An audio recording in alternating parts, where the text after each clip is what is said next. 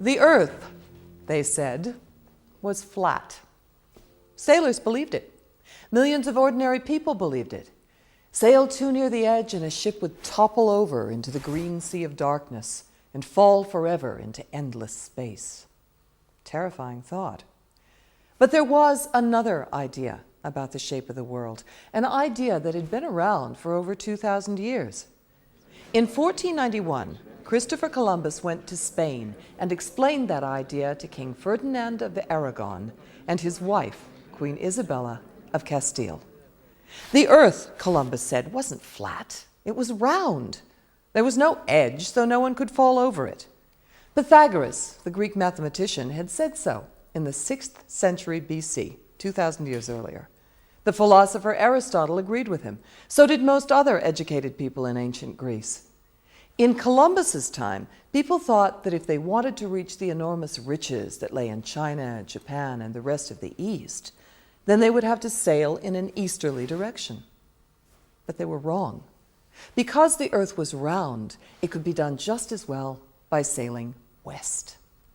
Now, that was a revolutionary and frightening idea at the time, because no one knew just how big the Atlantic Ocean was, or precisely what lay on the other side.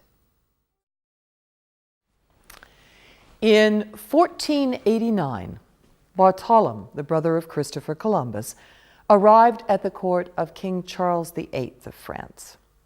Bartholomew told the king of Columbus's plan to sail west across the Atlantic in order to reach the riches of China and the rest of the East.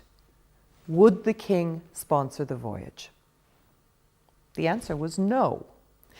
Charles, who was not very intelligent, was more interested in his grand ambition to become king of Naples in Italy, as well as king of France.